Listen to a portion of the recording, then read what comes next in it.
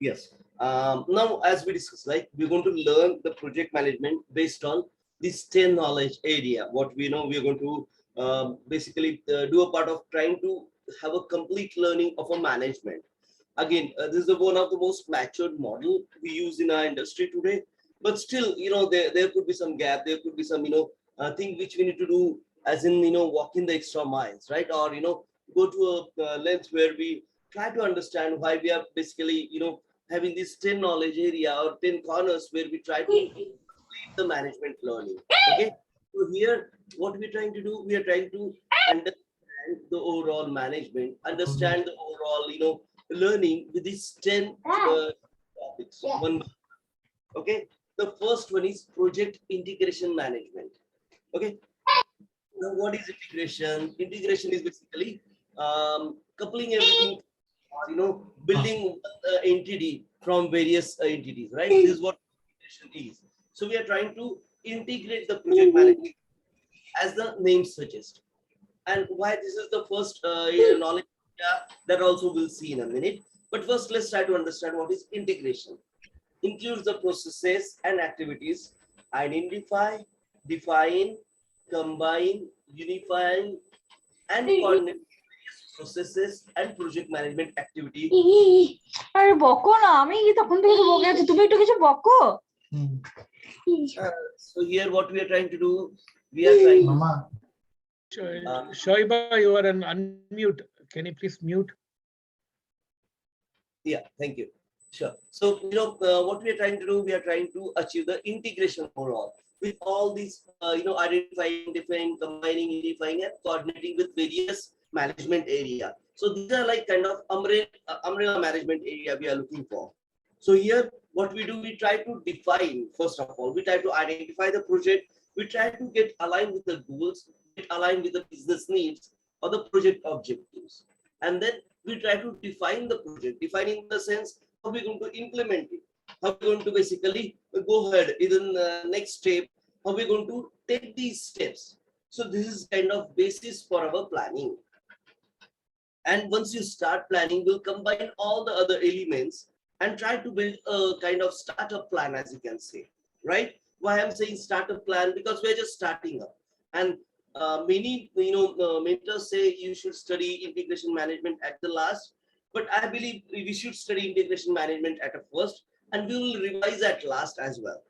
So first of all, integration management start with integrating element, trying to get everything together and try to understand what we are trying to do here and start building those plans, start putting the things in action. That's why this is what we call integration management area. Coordination is basically putting the things in action, like planning for how many developers, how many constructor, builders we need, how many tester, quality control, quality assurance guys we need. And we're going to understand in a step-by-step way, what are developers do, what are, builders, constructor, tester, quality assurance guys do in one way or the other. So we'll learn this thing in our whole process of learning the project management with this 10 knowledge area. First being project integration management. Now, as we've discussed, we normally trying to learn with input processing and output type of thought process, right? So here what we are trying to do, we are trying to understand such 7 different processes where we apply on these data available at your hand and create something which is meaningful for the other 9 knowledge areas. And these, wherever you complete these 9 knowledge area, you have a concrete, finite, concise plan of managing a project. Now, whenever we normally discuss about samples, we normally discuss software development processes, but you can internally try to relate to whatever management have you done or you're thinking of. It can be something like construction of a building. It can be something like creating a product like a paint factory, or it can be something like updating anything, like, you're trying to enhance the attendance management skill. Well, that's also a kind of software, solution development. But overall, you can try, relate these things to your thought process as well. And if you get any questions, do ask me, and we'll ponder on that. We'll discuss within our team. What do you think? And again, this is a management we are talking about. We are trying to control which everybody can't control, right? So we are trying to gauge things. We are trying to put the things in a perspective of gradation of each other with this 10 knowledge area. First being project integration management. This is an umbrella project management area where we are trying to basically build a kind of startup plan for the complete project.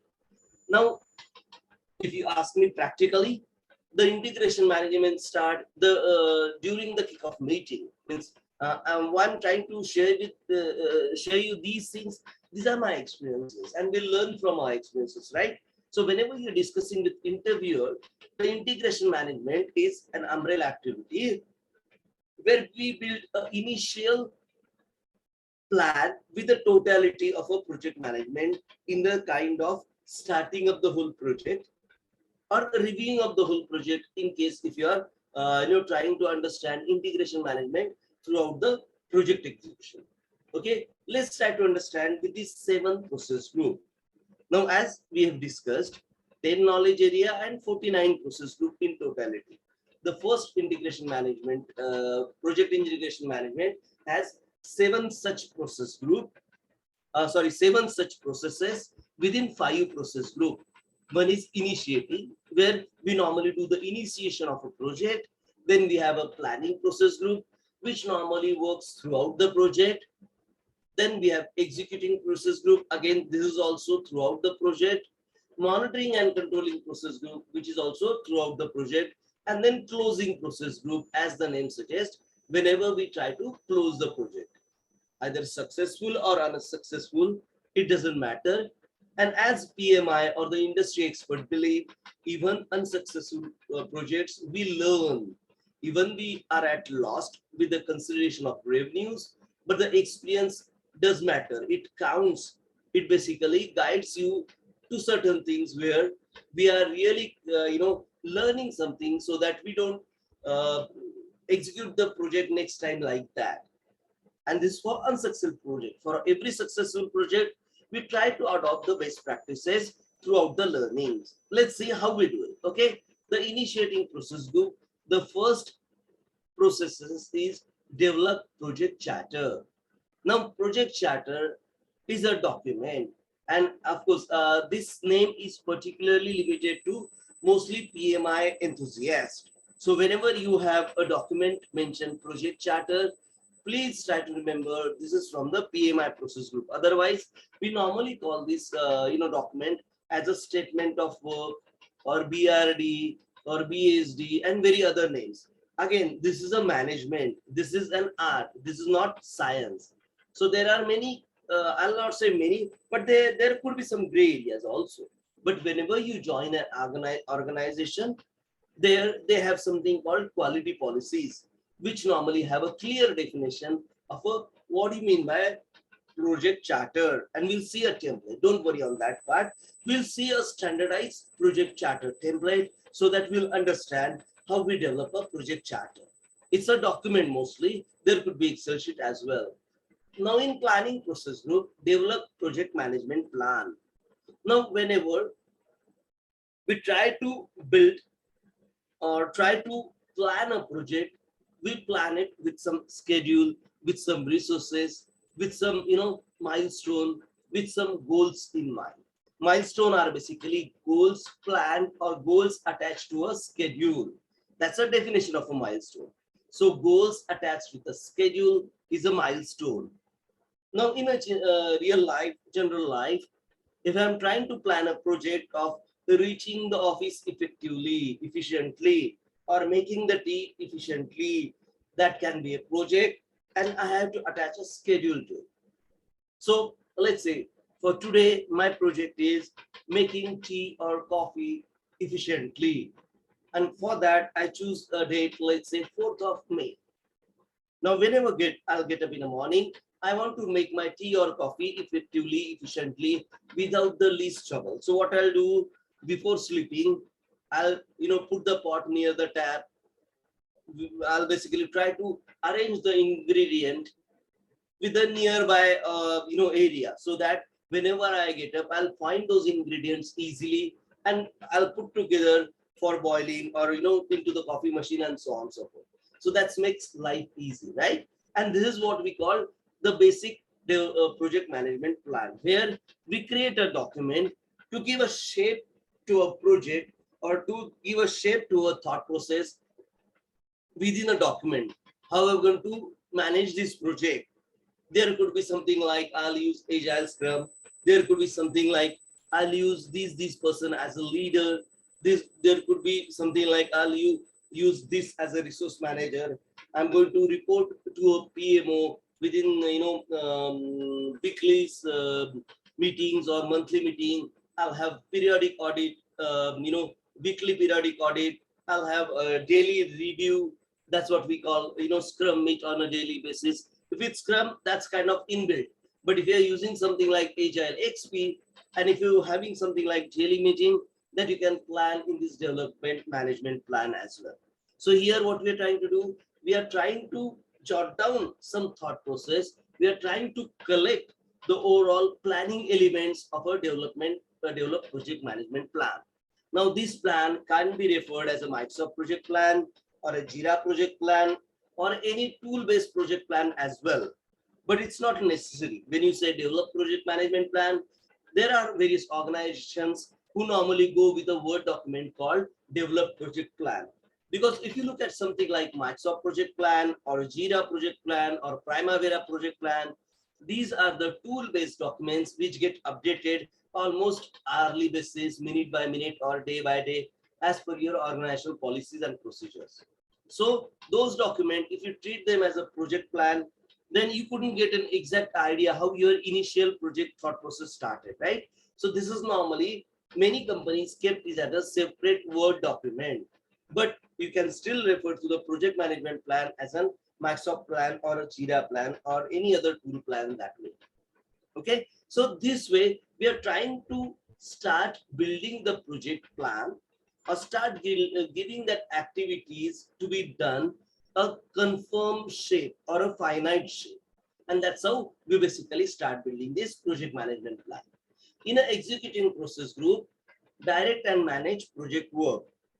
Now here we are talking about direct managing the project work. In the scenario, who is going to do what?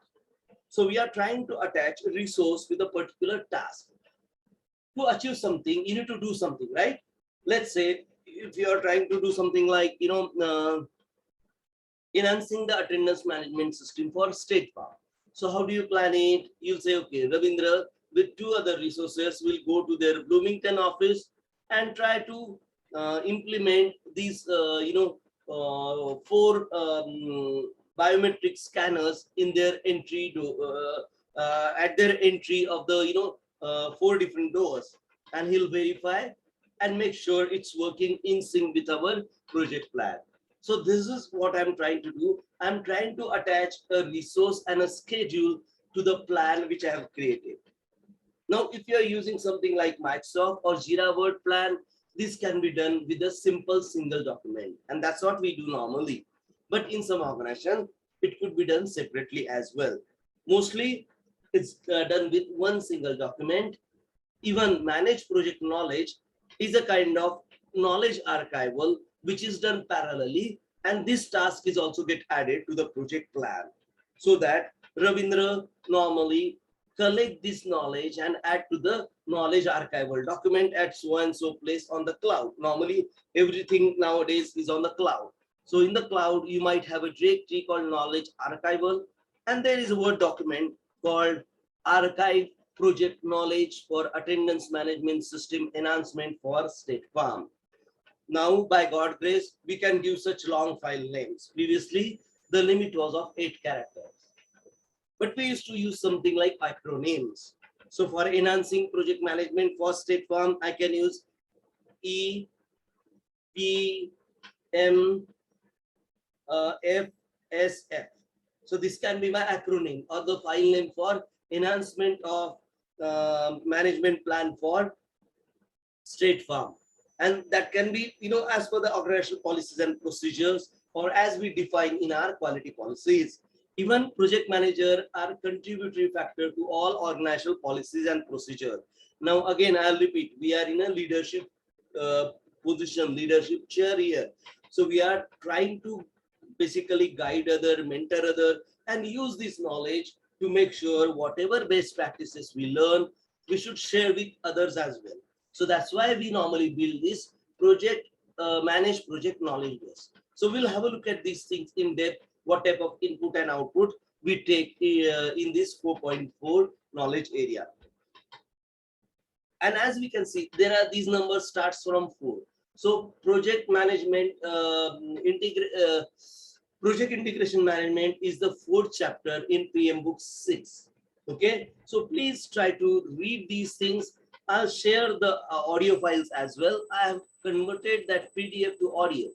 Okay, and you can do it by online as well. If you have the document, you can just go to online and search on a Google saying convert my PDF to online or PDF to audio file, and there could be 10 different sites where you can convert it to your mobile, ACC, MP3, and all those file formats, whatever you prefer as per your audio player.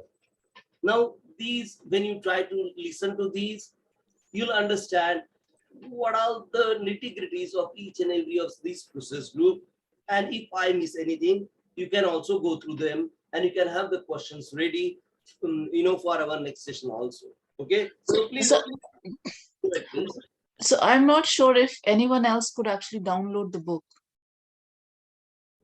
I have downloaded. Okay, who all are downloaded? I have downloaded it. You are downloaded. Anybody else? So I is it believe is it Wendy? Yeah, Wendy, which site did you use? same site. Actually, there's another link in that same page which sir had shared. That's that link. Actually, you can download as a PDF. It's Can you not please that- share the link on Because the there chat? were different options, download as HTML or You there were can like 3 download as PDF. You can download. I as did. PDF. I don't know. Okay, I'll try again. Actually, I did a couple of times. It says The content. link which sir shared, you are not able to download it. It gives an error. But there is another icon on the same page which where you can use that to download it. I can share it. If You you can can say share that- the link on the chat, that will be helpful. Yeah, Yeah. I can. Another thing, why I'm not sharing a PDF, because the PDF is copyrighted to the PMI. So you normally shouldn't share the PDF. Okay. Well, for learning purpose you can, but as the document is not owned by me or you, right? So we shouldn't share the document. If you download from a generic site, it's for your own purpose. So honest is with whoever is downloading, right? And that's why this document, as it's copyrighted by PMI, if you get membership with PMI, you'll get this document free of cost. There, on the same page, there is another link which says PMI Project You want Management to Book share of your Knowledge. screen? Yeah. Can I make you co-host? Sure, sir. Okay, give me a minute. You're Vandana Rao or Vandana Verma? Pardon me for Vandana this. Rao. Rao, okay. Let me make you co-host. Pardon me for this confusion, ma'am. No problem. Okay, I've stopped my share and you can share your screen, ma'am. Okay. You're a co-host now. Alright. So that, once we address this thing, because I think there were a couple of questions, I can understand that. Yeah, if you can see my screen. It's coming up. Yes. Oh, perfect. Yeah, you can download it from this link. It says wow. 976 pages. You Ah. can download it from this link. It has 7.66 MB. Oh, that's simple. Yes. Click on And you say download. Yes. download, and then it will. Yeah, you have to wait for a minute or how many seconds and all. Yeah. That's And you can just download it as PDF. PDF. Yes. PDF is the right thing. Oh, one If you second. want, you can use the ebook and everything, and it's as simple as that. So Ravindra sir, can I actually? I have a PMI this book 4th edition. I can Yes, use that too, right? Is that okay? 6th You edition. can use that, but that's the older version. There might be a couple of chapters missing because they try to rename these knowledge areas many times. So if you use the current version, it'll give a clear idea. But if you were a member, then you can get your membership renewed, frankly speaking, and you'll get the latest copy as well. But if you don't want to spend dollars as of now, just get this document with the link, right? There's no hassle. And PDF, that site is good. Means even I have downloaded quite a few good number of my academics material for LLM as well. So it's really great site. Yeah, Normally, that site has a lot of good books. yes. That's why I'm saying LLM is basically master of law, and that's totally opposite to the technicality what we are learning now. So it is really good. Means they have really PDF drive. Yeah, PDF drive, one of the most good site to have these material downloaded and this for reference. These are all copyrighted material mostly, but still you can use it for your learning.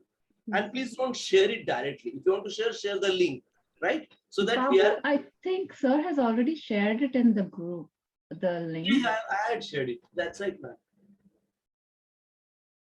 Okay, so let's move on. Hi, Nagina here. I don't see the link that is being shared in the group. Can someone share it again? Because I missed the last session. Okay, I'll do that. No problem. Don't worry. Yeah, thank you. Yeah. No. Let's go ahead. So yeah, so we had a look at executing process group. Now executing process group is normally runs parallel with the project execution, and we'll see how whenever we build this project management plan in depth, right? Then there's something called monitoring and controlling process group. In executing process group, we are creating something. We are adding value to the whole project. In monitoring and controlling, we are trying to be a project manager. We are trying to monitor and control the process. We are trying to monitor and control the project overall. So here we have two processes in project integration management, and those are 4.5, monitor and control project work. So we are going to monitor and control project work in terms of trying to manage a day-by-day activity throughout our project life cycle, be it Agile Scrum, be it Agile XP, be it a waterfall model, whatever type of project execution methodology you've chosen, you normally monitor and control project work through these processes, and we'll see how. Then there are something called perform integrated change control. Now, this is a kind of integration we are talking about in project integration management. Now, integration is trying to fit everything together as a cohesive product, as a cohesive solution, as a cohesive service. Cohesive in the sense complete by itself, right? So what we do, if you're manufacturing a pen, here I normally try to assemble the pen together and then basically ship it for delivery. If it's in enhancing attendance management solution, here I try to do a proof of concept. I try to collect the things together and club them together to present a solution to a client.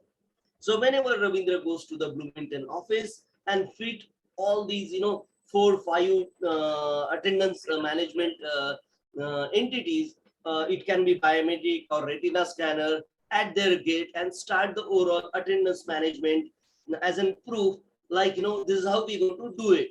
And then present it to a management which is sitting at Chicago and present them. It is how we are collecting the attendance. This is today's attendance. That is yesterday's attendance. These are the name, the timings, in, out, and everything. So you can show these things to the management to tell them give a proof of concept, or the POC is complete in itself.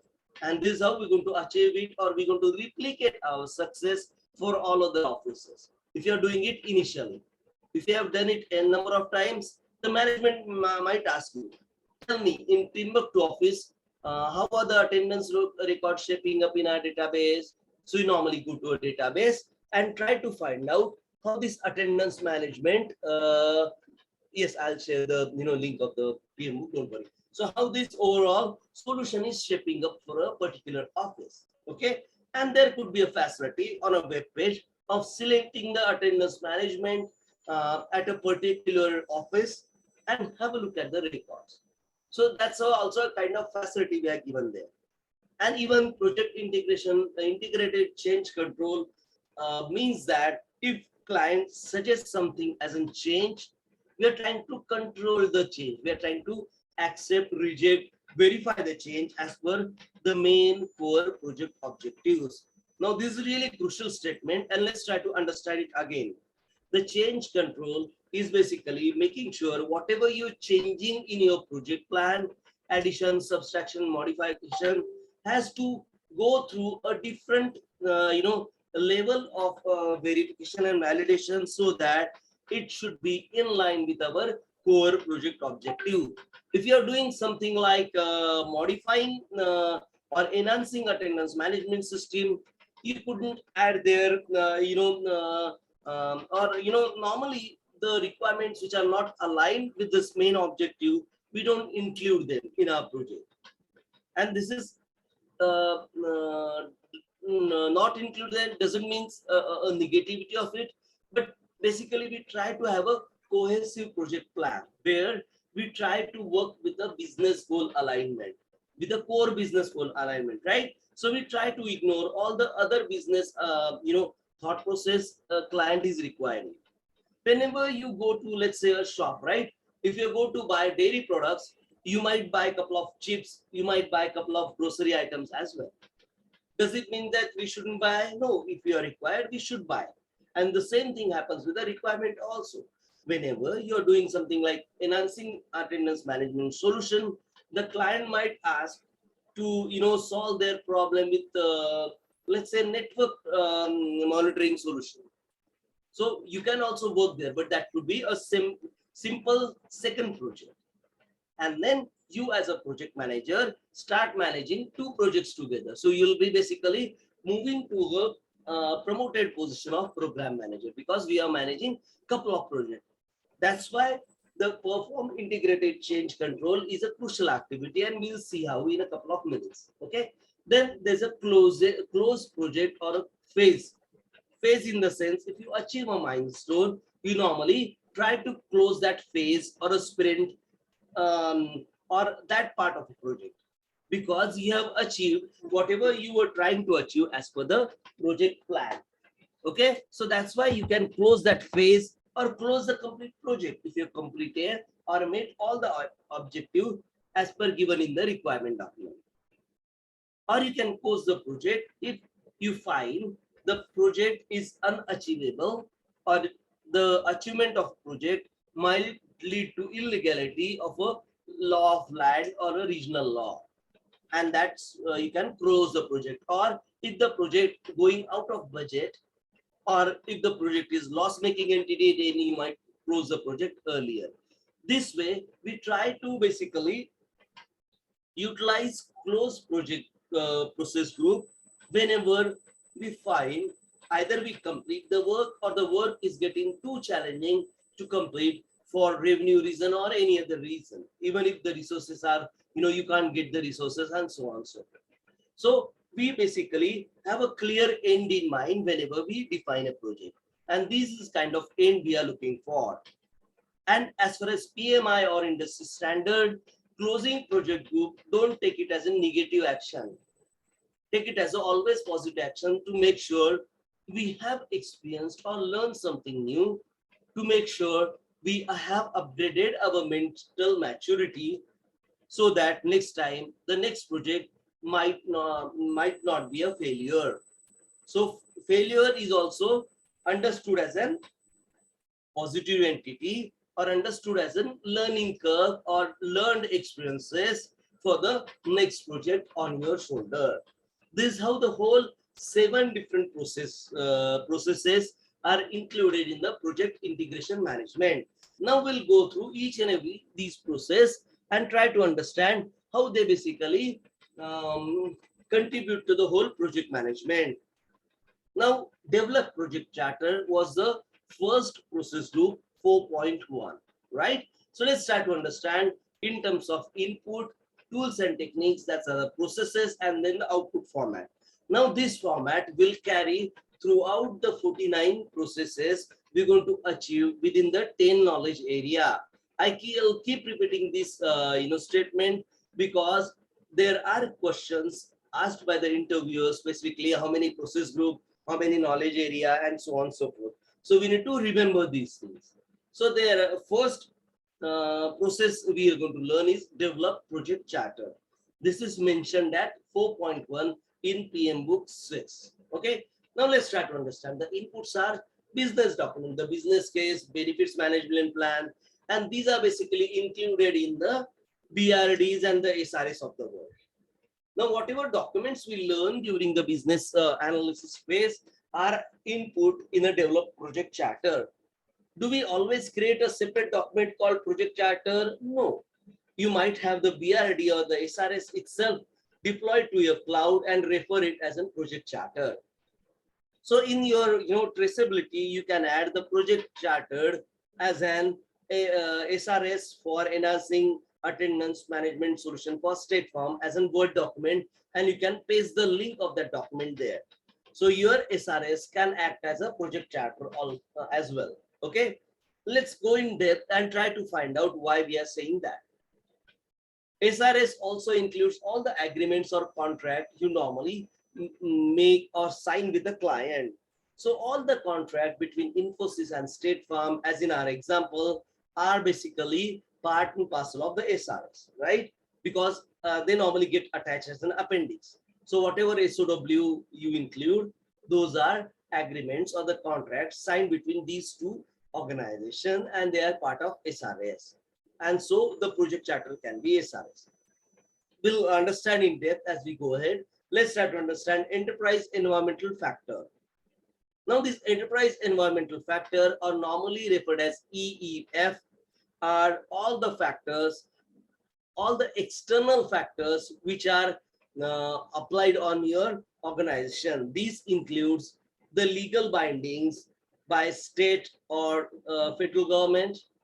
These are all environmental factors like COVID, where we are forced to work remotely, or any droughts, tornadoes, heavy rains, which affect your project planning.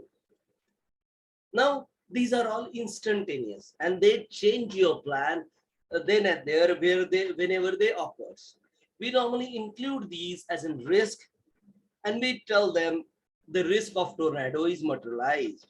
For COVID, we didn't have such risk, right? Because it came to us as a surprise. Now, how do you mention that?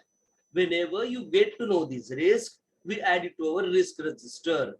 The risk register we learn in our risk management knowledge area, where it's a list of all the probable cause and effect, or all the probable entities which can affect your project progress. So even the health of a project resource is a risk, right? Anybody might fall ill, and that's a possibility. So we include it as a risk, and we'll learn about in depth in our risk management knowledge area. But all such external risks are enterprise environmental factors external to your organization. Now, organizational process assets are basically all the internal organization risk or advancement or supporting elements which help your project enhance to take you to a new level, like best practices, like the PMO guidance, like the guidance from the financial controller. These are the accountants of the project management. We normally refer them as a financial controller because they control this finance on almost daily basis, weekly basis, depending upon organizational policies and procedures. So these are called organizational factors, and we're going to learn this thing in depth whenever we visit, a relevant process group. Here, we are trying to build a project charter. We are trying to include all these entities in the project charter so that whenever I try to refer to this document at a later stage, I might try to understand a situation at a particular point, at a situation where we have started project and the risk we have understood at that time, and then basically try to gauge how many risks are materialized, how many are basically can be materialized, and so on and so forth. So develop project charter is again a release document. It's normally released with a date like SRS. So that's why we can replace project charter with the SRS or a statement of work or a work order, and with various other labels to it as well. So depending upon your organizational policies and procedures, the project charter can be a separate document as well. So your management might ask you to create a Word document or Excel document where we normally include all these entities mentioned here, like the business case, benefit management plan. This includes the return on investment and every other thing, the agreement which we done between the two organizations, the enterprise environmental factor which could affect to this project, and organizational process assets which could affect or support this project in its project progression. Okay, these are the collection, these are the inputs to our develop project charter processes. Now let's try to understand the tools and techniques we use.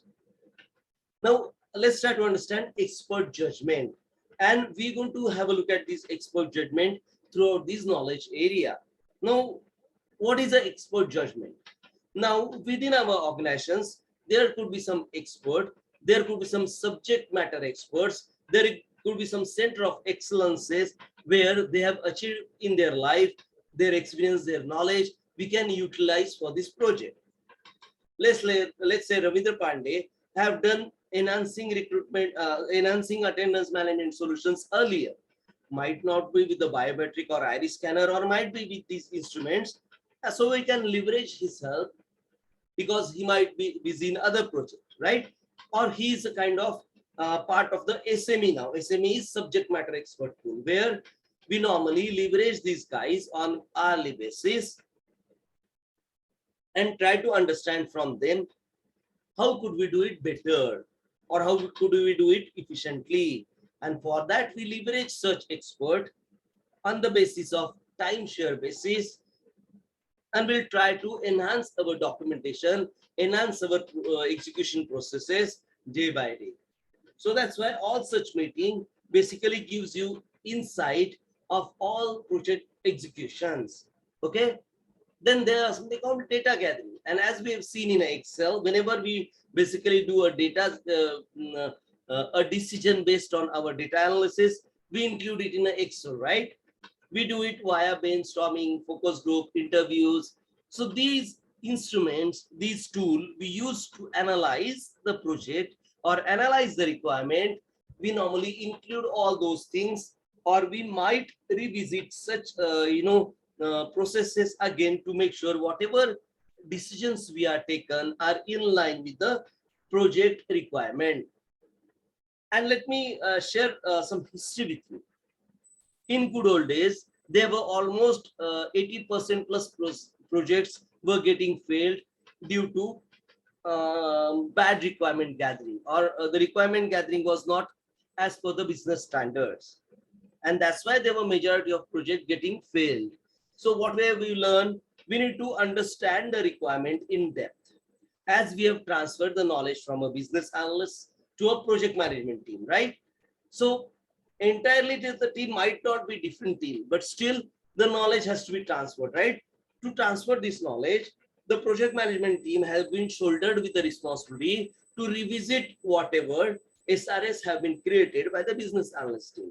Again, revisit doesn't mean redo the process. It's like checking through or going through the document and making sure it's in align with the organizational policies and procedure.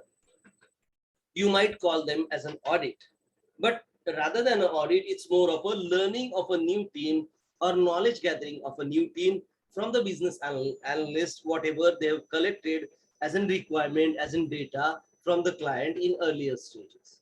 So this is again a data gathering part. Then interpersonal and team skill. Now PMI specifically mentioned these things to make sure project manager understand how he's going to lead the whole project management processes.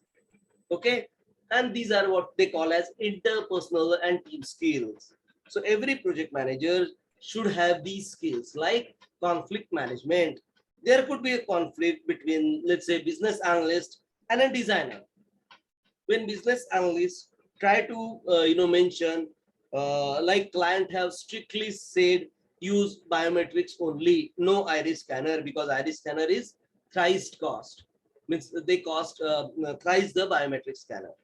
Now designer says in a cold places where biometric scanners are failure in winters, so the system might go absolute, or we couldn't use the system in colder days. Now there could be some ego clash between the analyst and the designer, right? So what we do as a project manager, we step in, we try to, understand the challenge. If you can solve, well and good. Otherwise, I'll take a help from something like product owner or a client coordinator, where I'll try to make sure these are the challenges as per the designers. So whenever your office at, let's say in a Canada northern region, you try to install this biometric, they might give you a challenge in recording the attendance. So we should use iris scanner and such places. If the client agrees, well and good. Doesn't, then we'll install biometric and let it go through an experience stage for that client, for that office as well. But whatever we do, these decisions are noted by minutes of meeting, or we create the relevant artifacts, so that whenever next time client comes to you saying, hey, project manager, how could you take a decision? Haven't you thought through for the colder region, the biometric doesn't work? You say, yes, we have discussed with such and such coordinator earlier, and he or she have expressed to go with biometrics only because I think he or she was more concerned on cost than quality. And these things do happen in real life. Are we trying to blame anybody? No, we are trying to rectify the wrongs in the processes and we to go it that way. So we by ourselves also try to avoid the conflicts and try to address the solutions in a crisp, clear, concise manner. And that's what the kind of conflict management is all about. And there's a facilitation. As a leader, you facilitate each and every team member with whatever he or she needs for the completion of task, right?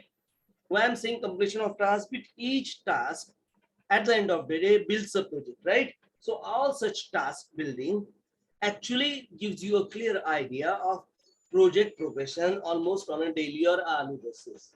So here, project manager facilitates all these things like laptop, desktops, this thing, that thing, whatever the organization can support with the developers, the quality control and all other guys as well. So here I'm trying to also address the roles and responsibility of a project manager. The third interpersonal and team skill is meeting management. Mostly we lose our efforts even today in meeting management. If you look at the North American way of handling the meeting, they normally go off track. Two happens. And I've seen specifically in North America. If you have a look at in Canadian or European market, Europeans are quite strict and they normally execute their meeting with iron fist. But in North America, the meetings might go haywire quite a few times. Let me give you my first experience of an American meeting. I landed in New York, JFK on 13th September 1999.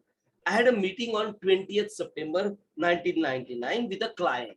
I was working for Priceline.com at that time, which was one of the most leader in providing economical airfare tickets, right? So the meeting started with actual agenda, whatever they shared with me. I had in my, printed note, and I was taking notes. I was, I think, a team member. I was a kind of, joined there as a Java developer, Java C developer at that time.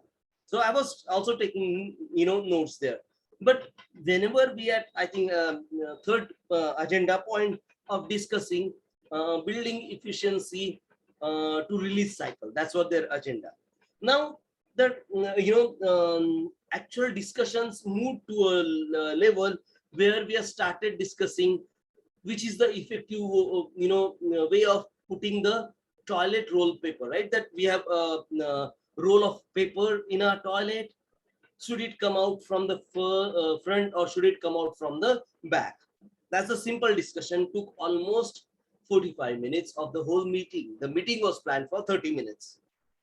And then even after the meeting, we were basically grabbing our tea or coffee. Quite a few managers or quite a few seniors were still discussing that point. Is it really relevant to a project? No. Well, it do generate some, what you can say, informal channels or channels of, sharing thoughts and all. It do, affect your project positively for certain, but still the time wastages can kill your schedule. Those 45 minutes which we have discussed for such an irrelevant topic might get you into trouble, because those many minutes have been pulled out of your schedule on a daily basis, and for that the project time might be derail, or might be damage the whole project progress for that complete day, and eventually for that complete week, and so on and so forth. As in, meeting management is a very crucial skill for a project manager. So as a project manager, even if you are not a chairperson in the meeting, you will try to keep the meeting on a track of a relevant agenda only. If there is any additional thing, you might recall the next meeting.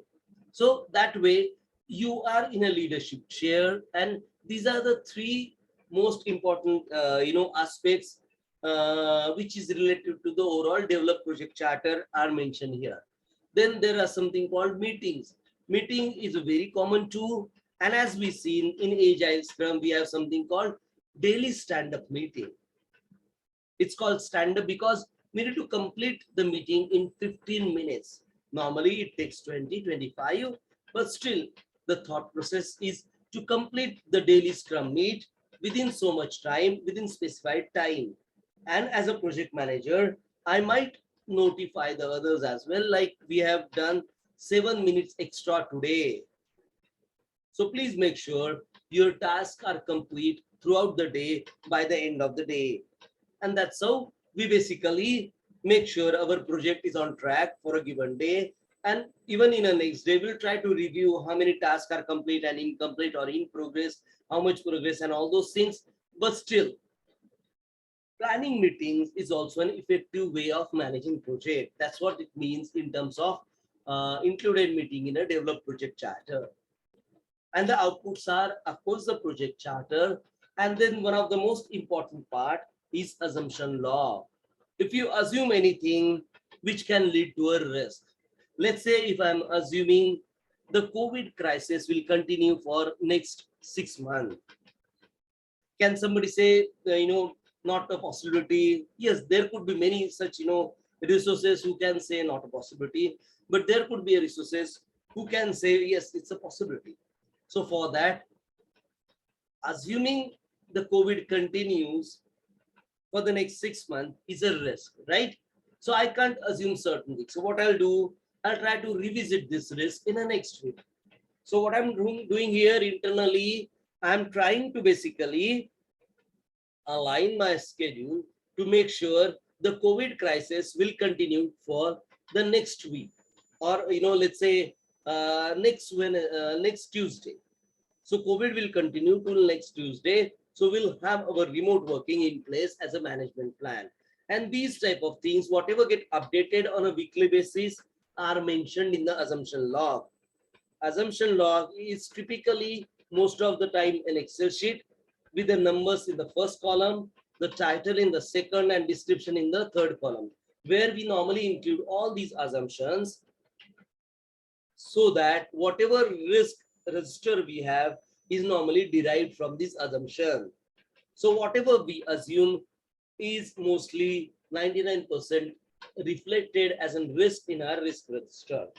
So even project charter, we normally update these assumption logs in our SRS, and then SRS or project charter get released with the relevant days as in release date.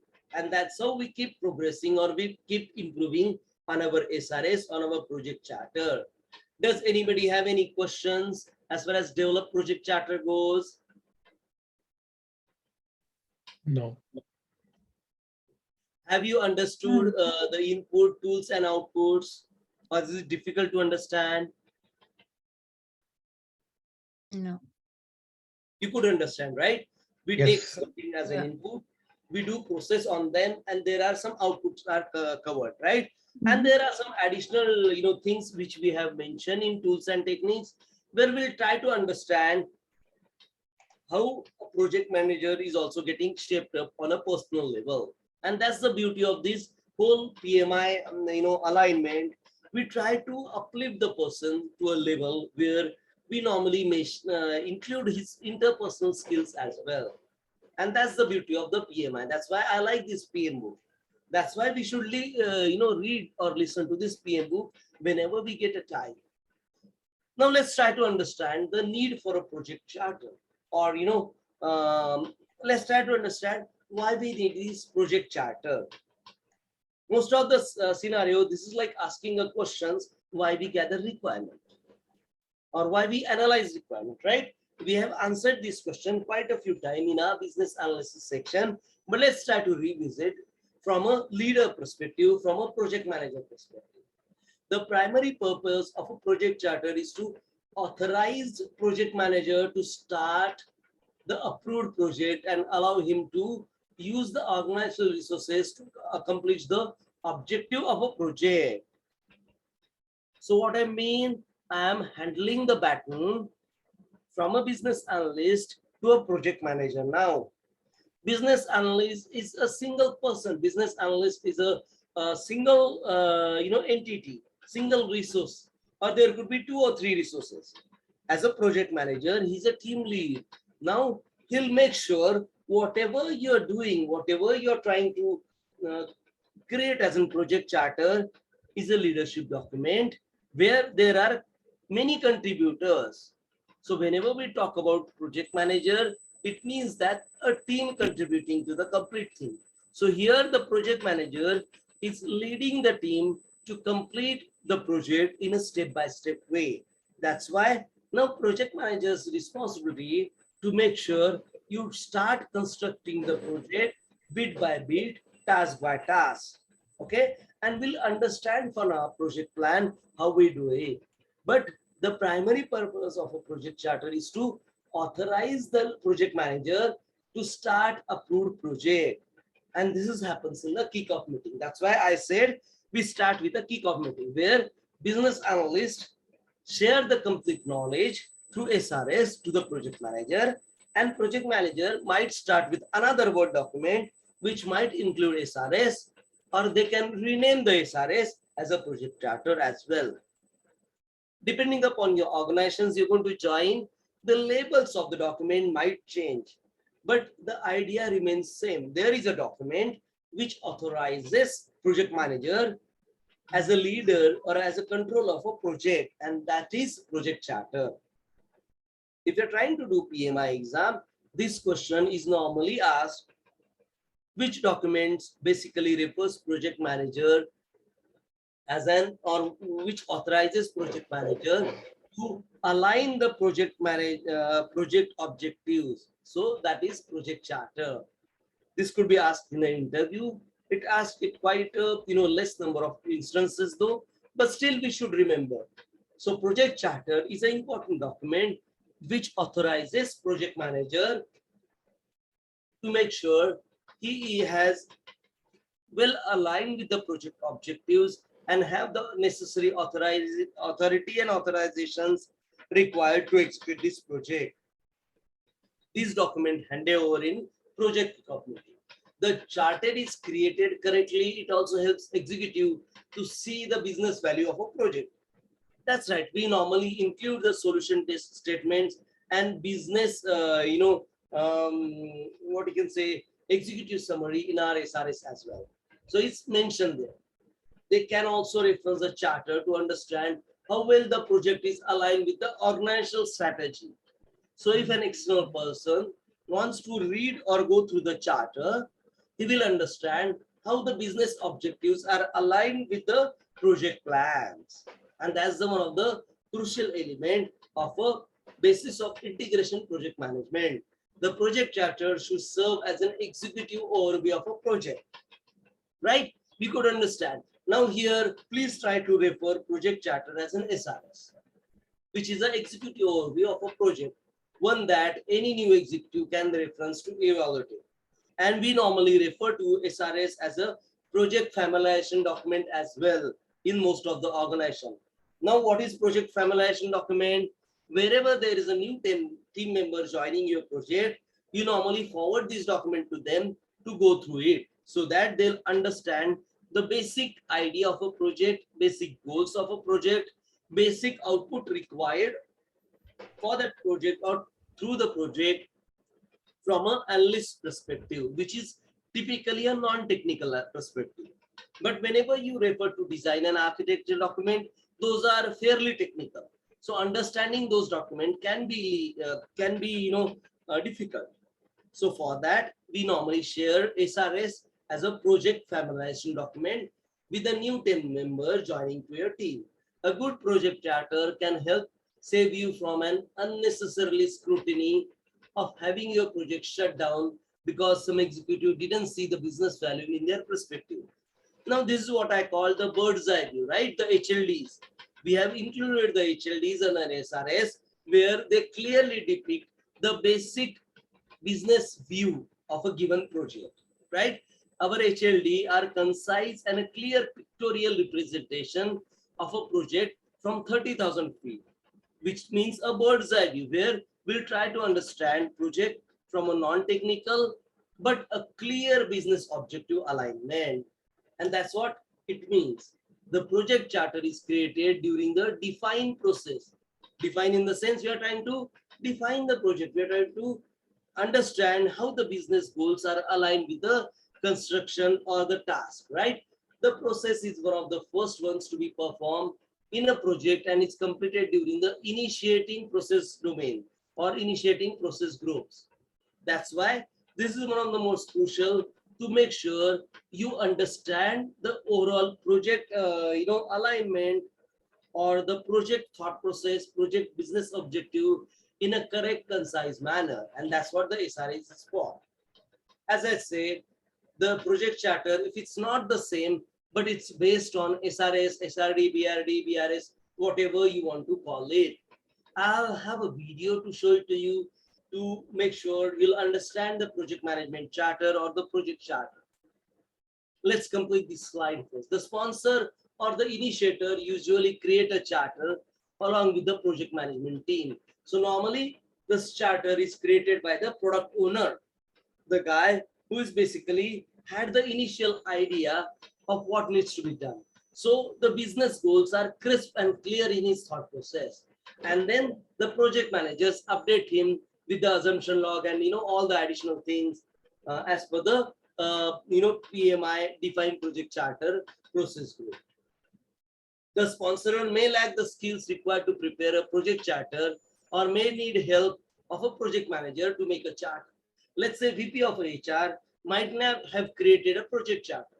So what we do as a project manager, I meet and basically try to understand, try to make him understand how this project charter is going to help the team to build the whole project objective alignment in place for each and everybody. The project charter and the statement of work function together. You need both of them. Typically, the statement of work comes first and eventually incorporated into the charter. You can refer charter as an SRS here because statement of work is included in the SRS, which can be labeled as a charter. Okay, let me play this video for you, how to write project management charter, and then we'll discuss it more. Okay, here I'll go to the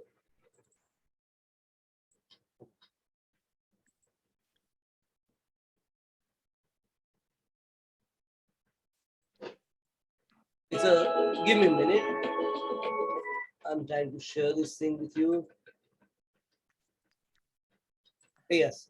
Could you see Yes. Yes. Projectmanager.com.